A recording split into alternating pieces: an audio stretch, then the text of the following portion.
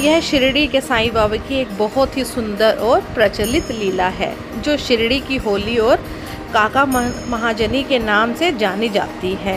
ये कहानी हमें श्रद्धा और सबूरी का महत्व सिखाती है। एक बार मुंबई के रहने वाले काका महाजनी शिरडी आए। वो बाबा के परम भक्त थे और जब भी शिरडी आते काफ़ी दिन रुकते थे। इस बार वे शिरडी होली के त्यौहार के समय आए थे और उनका इरादा पूरे 1 हफ्ते रुकने का था।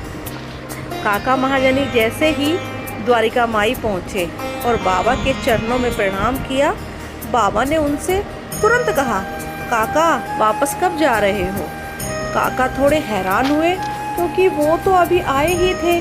उन्होंने नम्रता से कहा, बाबा जब आप आदेश दो। बाबा ने कहा, कल ही निकल जाओ। काका महाजनी के मन में कोई सवाल नहीं था। उन्होंने इसे बाबा का प्रसाद ही समझा। हालांकि उनका मन 1 हफ्ते रुकने का था, लेकिन उन्होंने बाबा की आज्ञा को सर्वोपरि रखा। दूसरी तरफ एक और भक्त वहां बैठे थे जो शिरडी से निकलना चाहते थे, लेकिन बाबा ने उन्हें रुकने का आदेश दिया। जब काका महाजनी मुंबई पहुंचे तो उन्हें पता चला कि उनके दफ्तर में एक बहुत बड़ी मुश्किल आ गई थी। उनके मालिक को एक ऐसे काम के लिए काका की सख्त जरूरत थी जो सिर्फ वही संभाल सकते थे। अगर काका एक दिन भी देरी करते तो उनके मालिक को भारी नुकसान होता। काका महाजनी समझ गए कि बाबा तो अंतर्यामी है। बाबा ने पहले ही देख लिया था कि उनकी ज़रूरत कहाँ है।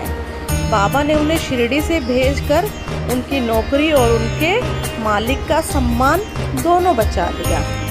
कहानी की सीख, इस लीला से हमें 2 बड़ी बातें सीखने को मिलती हैं। एक, पूर्ण समर्पण। काका ने कभी यह नहीं पूछा कि क्यों। उनका विश्वास था कि बाबा जो कहते हैं उसमें भक्त का भला ही होता है। दूसरी, बाबा का अंतर्यामी स्वरूप। बाबा अपने बच्चों की जिम्मेदारियों का ध्यान उनके शिरडी आने के बाद भी रखते हैं। ओम साई राम, जय साई।